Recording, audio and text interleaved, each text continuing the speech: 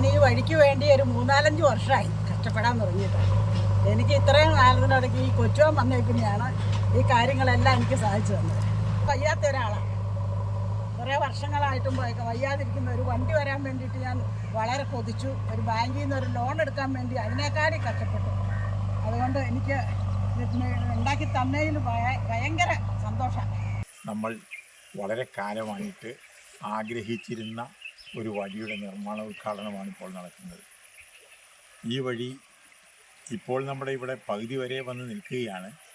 ഇത് നമ്മുടെ തോട് കഴിഞ്ഞ് അപ്പുറത്ത് പോയി ഇലഞ്ഞി തലയോലപ്പറമ്പ് റോഡിലേക്ക് കൂട്ടിമുട്ടുമ്പോൾ മാത്രമാണ് വഴി അതിൻ്റേതായ പൂർണ്ണ രൂപത്തിലെത്തുക എന്ന് നമുക്കെല്ലാവർക്കും അറിയാം. പക്ഷേ അതിൻ്റെ ഒരു നിർണായക ഘട്ടമാണിപ്പോൾ നടക്കാൻ പോകുന്നത്. നമ്മൾ തോടിൻ്റെ കരവരെ വഴി എത്തിക്കുകയും ഇവിടെ നിന്ന് തൽക്കാലം ഈ ചീപ്പിൻ്റെ പാലത്തിൽ കൂടി കടന്ന് അക്കരെ പോയി ചെറിയ ചെറു വാഹനങ്ങൾക്കൊക്കെ അക്കരയിലേക്ക് കടന്നു പോകാൻ തക്ക സൗകര്യത്തിലേക്ക് എത്തിപ്പെടാൻ പോവുകയാണ്. ഈ അവസരത്തിൽ ഇതിന് മുന്നിട്ട് പ്രവർത്തിച്ച 10ാം വാർഡിൻ്റെ മെമ്പറുണ്ട്, അതുപോലെ ഇതിൻ്റെ നാട്ടിലെ പല പൗരപ്രമുഖരുമുണ്ട്. ഇവരെല്ലാവരുടെയും ശ്രമഫലമായിട്ടാണ് ഈ വഴി നമുക്ക് ഇന്ന് സാധ്യതപ്രായമാകുന്നത്. അതോടൊപ്പം ഈ വഴിക്ക് സ്ഥലം തന്ന് സഹായിച്ച 2-3 വ്യക്തികളുണ്ട്. അവരെയും നമ്മൾ ഈ സമയത്ത് വളരെ കൃതജ്ഞതയോടുകൂടി അവരുടെ പേരിനെ ഓർക്കേണ്ടതുണ്ട്. അവർ സ്ഥലം വിട്ടു തന്നില്ലായിരുന്നെങ്കിൽ വഴി ഉണ്ടാകുമായിരുന്നല്ലോ. ഇത്തരത്തിൽ പണ്ട് കാലത്താണെങ്കിൽ വഴിയുടെ ആവശ്യമില്ല. വളരെ പണ്ട് കാലത്താണെങ്കിൽ സാധനങ്ങൾ അങ്ങോട്ടും ഇങ്ങോട്ടും കൊണ്ടുപോകുന്നതിനും നടക്കുന്നതിനും കാൽനടയായും തലച്ചുമടായിട്ടും സാധനങ്ങൾ കൊണ്ടുപോയിരുന്ന കാലം കഴിഞ്ഞുപോയി. ഇന്നങ്ങനെ സാധനങ്ങൾ നമുക്ക് അപ്പുറത്തേക്കും ഇപ്പുറത്തേക്കും കൊണ്ടുപോകാൻ കഴിയില്ല.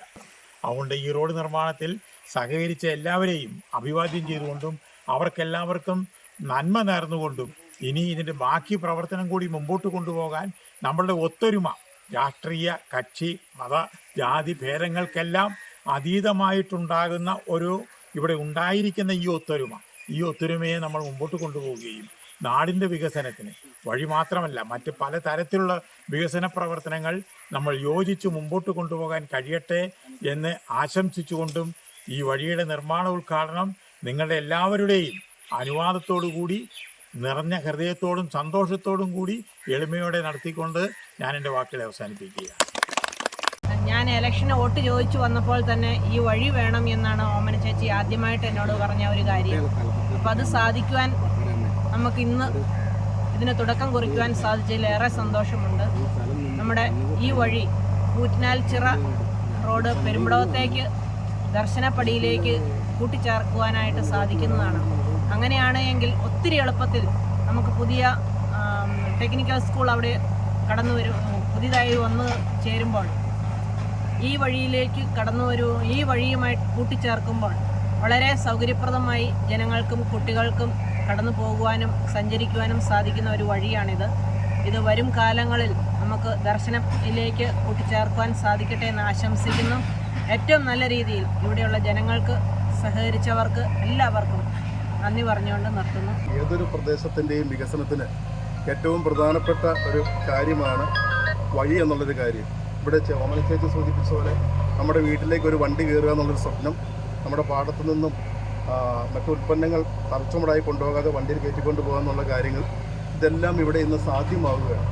ഈ വാർഡിലെ മെമ്പറായ ശ്രീമതി മാജി സന്തോഷ് നടത്തിയിട്ടുള്ള നിരവധി വികസന പ്രവർത്തനങ്ങളിൽ ഒരെണ്ണമായി ഇതും കൂടി നമ്മുടെ ചരിത്രത്തിൽ രേഖപ്പെടുത്താൻ പോവുകയാണ്. എന്താണ് ഈ പ്രദേശത്തെ ആളുകളെല്ലാം ഞാനിവിടെ വരുമ്പോൾ വളരെ സന്തോഷകരമായ മുഹൂർത്തോടു കൂടിയാണ് ഇവിടെ നിൽക്കുന്നത്. ഈ വാർഡിൻ്റെ ഏറ്റവും വികസന പ്രവർത്തനം മുന്നിട്ട് നിൽക്കുന്ന നമ്മുടെ ശ്രീമതി മാജി സന്തോഷ്, അതുപോലെ തന്നെ സന്തോഷുണ്ട്, നമ്മുടെ 11ാം വാർഡ് മെമ്പറുണ്ട്.